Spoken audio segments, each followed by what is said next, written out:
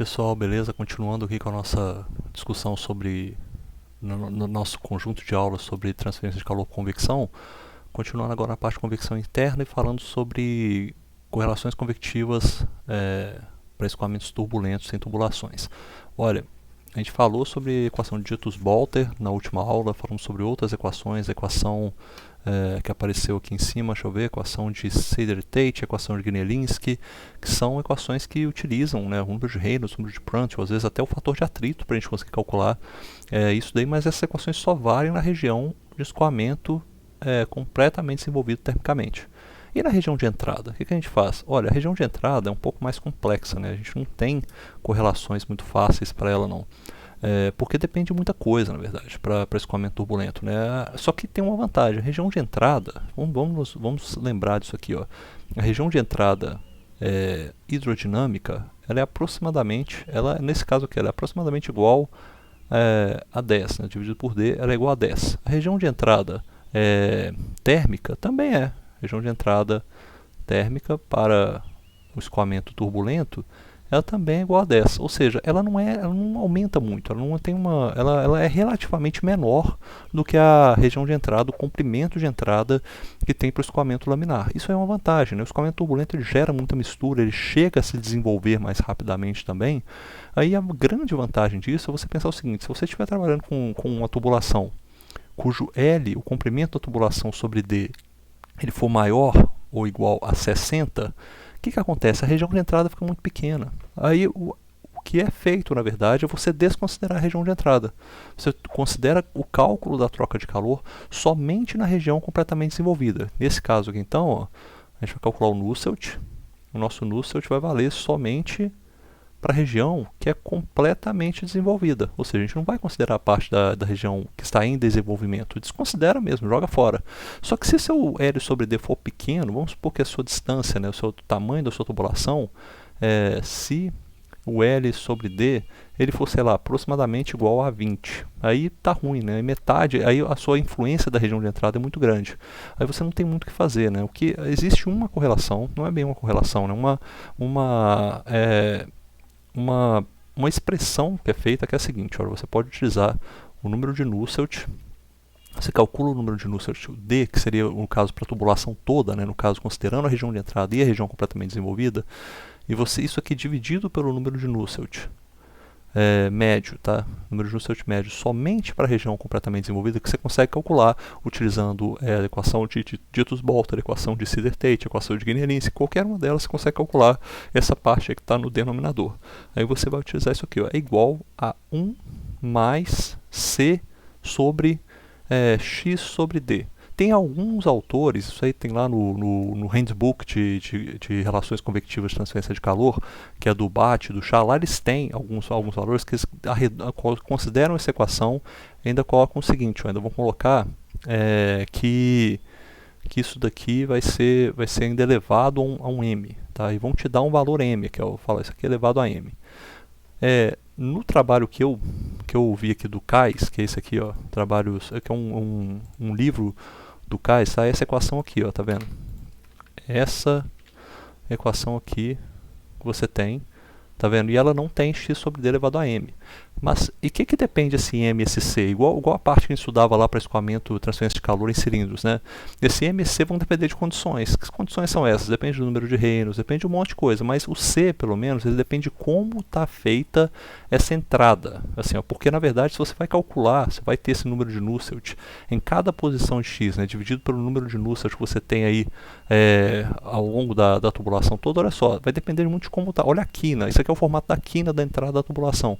Se é uma quina reta como essa, se é uma quina um pouquinho mais diferente, se é uma quina mais curvada, se é uma quina desse jeito, essa quina aqui é ótima, tá? Essa aqui, se for o que eu estou pensando, o escoamento vem aqui, dá uma curvatura aqui, essa quina é ótima. Se a quina está introduzida lá no escoamento, se é uma quina, sei lá, esse jeito está esquisita essa quina aqui também. Cada quina é de um jeito, ou seja, como é que o escoamento faz essa entrada na tubulação? Cada quina vai corresponder a uma região de entrada diferente, entendeu? Esse x sobre d aqui você vai calcular. O que é esse valor de x sobre d? Esse x sobre d que aparece aqui é justamente o comprimento da sua entrada. Você vai calcular qual que é o número de Nusselt até chegar naquele ponto onde você quer considerar a entrada. E esse C é dado que você vai pegar um valor de C que vai ser avaliado pela integral que tem ali, né, naquelas curvas que foram apresentadas na figura 9.14, mas que já foram feitas para alguns casos. Você tem um comprimento, um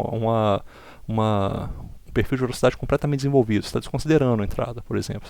Ou você tem uma contração abrupta na entrada, uma contração de uma vez o fluido está entrando, ou você está entrando com um ângulo de 90 graus, você está entrando com uma curva de 180 graus. Aí você tem, cada hora você vai diminuindo ou vai variando, né, esse valor aqui, vai aumentando, na verdade, está aumentando o valor aqui de C, né, fica cada vez maior.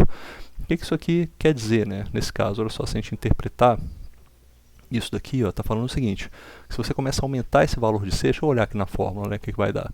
Olha, se você começar a aumentar esse valor de C, cada vez vai ficar o que? Vai ficar esse lado direito da equação vai ficar cada vez maior, certo? Ele ficando cada vez maior, porque é um somatório, vai dar 1 mais alguma coisa. Se esse C fosse igual a zero, os dois seriam iguais, né? Isso está claro, os dois seriam iguais. Mas se esse C for cada vez maior, e se essa fração for cada vez maior, indica que o seu número de Nusselt real mesmo, que é o que você quer encontrar, considerando a entrada e tudo, ele está ficando cada vez maior. Entendeu? Ele está ficando cada vez maior. Você está pegando o número de Nusselt lá do escoamento desenvolvido, está ficando cada vez maior porque você está tendo mais troca de calor. Isso é uma coisa boa, né? Eu entendo isso como uma coisa boa. Se você está melhorando a entrada, otimiza a entrada, você está tendo cada vez mais troca de calor.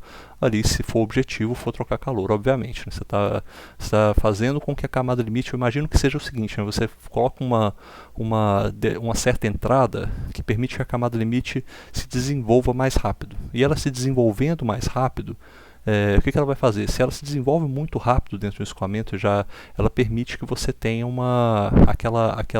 aquele isolamento causado, né, pela presença da camada limite, que é cada vez maior. Se seu formato de entrada permite que essa camada limite se desenvolva muito rápido, você acaba isolando mais. Se ele impede que essa camada limite se desenvolva muito rápido, a camada limite fica muito fininha por um tempo maior, você consegue fazer com que tenha menos efeito de camada limite, e aí você tenha uma troca de calor maior. Imagino que seja isso. É sempre pensar isso. Eu estou tendo camada limite, eu estou tendo isolamento, dificuldade de troca de calor. Tá? Mas ao mesmo tempo, você pode aumentar o nível de turbulência também. E aí você começa a ter mais troca de calor, e assim, vai ter mais trocas macroscópicas, etc. Então é um negócio meio difícil de considerar. Mas enfim, isso daqui poderia ser determinado. Você pode usar aqueles valores que estão lá pela configuração no livro do Kais, né, que é Kais e quem mais, eu até esqueci quem são os autores, Kais e Crawford, eles usam essas formulações, pode ser usado para encontrar isso daqui, tá? essa solução aí. Tem mais uma solução que, quer ver, tem uma solução, tem um tipo de solução que ela é usada separadamente se você tiver fluxo de calor constante e a outra se você tiver transferência de calor constante. É a única equação que diferencia isso para os dois, sabe? Eu vou colocar elas aqui, ó. Tem uma correlação, que é a correlação de Skupinski, vou colocar o nome dele aqui, ó.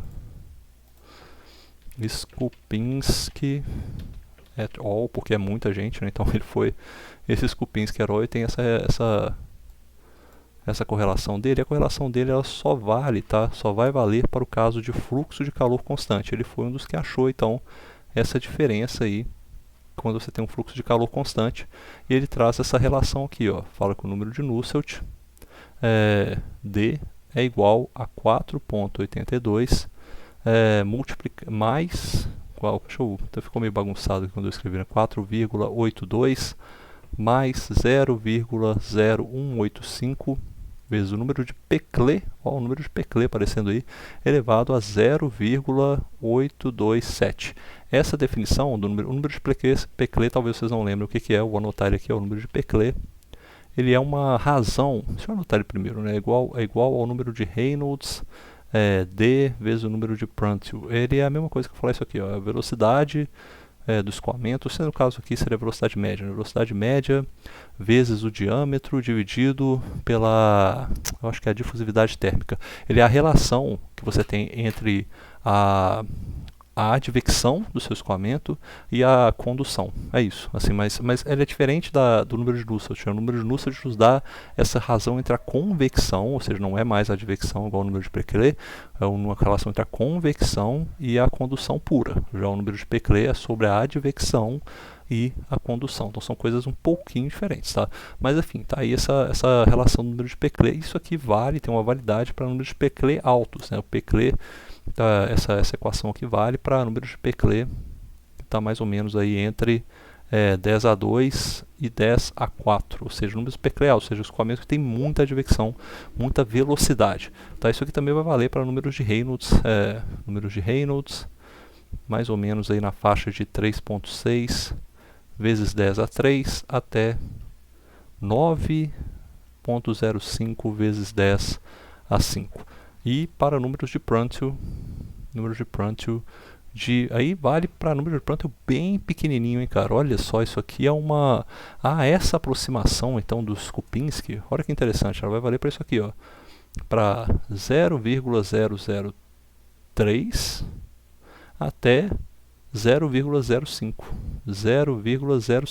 Ou seja, isso aqui é ótimo, na verdade, para escoamento de metais líquidos, tá? Metais líquidos que tem um número de Peclet, um número de Prandtl, porque o Prandtl ele tende a zero, né? Ele é muito pequenininho. Você tem muita difusividade térmica e pouca difusividade de viscosidade. Não é que você tem pouca difusividade de viscosidade, não. É porque a difusividade térmica é muito alta. Então ela sobrepõe a difusividade de quantidade de momento por muito. Tá? A outra equação que sobrou é essa aqui também. Ó. Tem uma outra que aí ela vale equação, deixa eu botar aqui agora, equação de Seban e Shimazaki. Olha só, esse é japonês com certeza. Aliás, um comentário interessante, não sei se você sabe, agora a cultura japonesa, chinesa, coreana está dominando tudo, né? Todo mundo já deve saber de tudo, mas se você vê um nome em que ele é feito por sílabas contendo uma consoante, uma consoante ou vogal, no caso assim, até o Shimazaki aqui vale, tá? Porque o Shi vale a mesma coisa, SHI é uma consoante, uma vogal fonética, uma consoante ou vogal, igual, eles sempre são nomes japoneses. Tipo assim, meu amigo chamava Fukami, é japonês. O outro chamava Odaka, é japonês, tá vendo? Tipo assim, uma consoante com a vogal. Comentários nada a ver no meio de uma aula de transferência de calor, mas enfim, agora tem aqui essa correlação, ela vale para números de Peclet, ela tem uma relação que vale para números de Peclet do diâmetro que são muito maiores do que 100, ou seja, maiores do que 10 a 2, está nessa faixa aqui também que poderia ser usada a equação do Skupinski, e a gente poderia utilizar isso aqui, ó, esse número de Nusselt de igual a, deixa eu ver, é igual a 5.0 mais 0,025, ficou parecendo um meio esse zero aqui, segundo 0,25, multiplicado pelo número de Peclet elevado a 4 sobre 5. Beleza? Isso aqui vale somente quando, eu vou jogar aqui também, essa equação aqui ela vale somente para casos em que você tiver uma transferência de calor com temperatura na superfície constante. Ou seja, isso aí fecha essas definições. Tá? Então, o que fica dessa aula? É turbulento? Olha, se a tubulação é muito grande, a gente vai desconsiderar, assumir o erro, que vai desconsiderar mesmo, falar, olha, não tem jeito, vamos esquecer essa região de entrada. Tá? A gente considera que ela é pequena com relação ao resto, o resto vai trocar mais calor do que ela, e realmente a turbulência vai trocar muito calor. Então, se ela troca muito calor, esquece a parte de entrada, tá bom, e calcula só com ela mesmo. Isso aí pode ser usado para radiadores, inclusive outras aplicações. Se a sua turbulência, eu sumi eu mesmo aqui agora, peraí. Se sua tubulação é pequena, aí você tem que fazer essa aproximação aqui, ó. Você tem que fazer uma aproximação.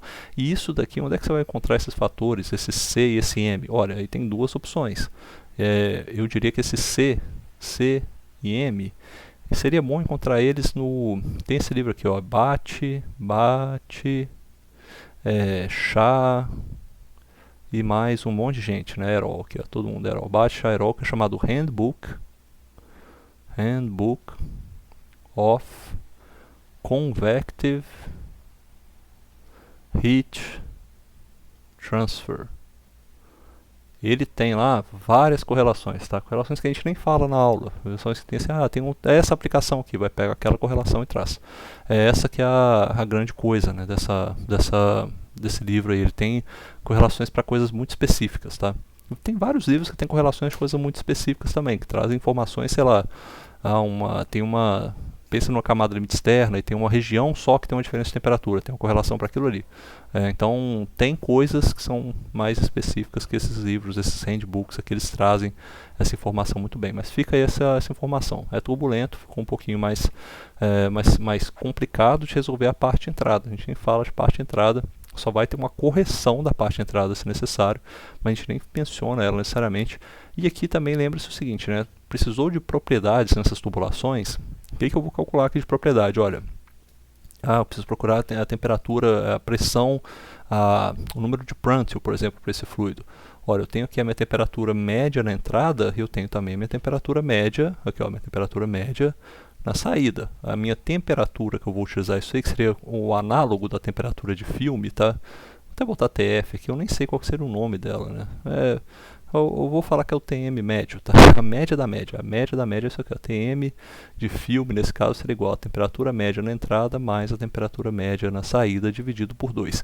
Quando precisar e tiver aquele subscrito S, aí você vai buscar a propriedade na temperatura de superfície, seja ela qual for, tá? Naquele ponto, ou você vai fazer uma média, a temperatura de superfície, vai estimar a temperatura de superfície, enfim.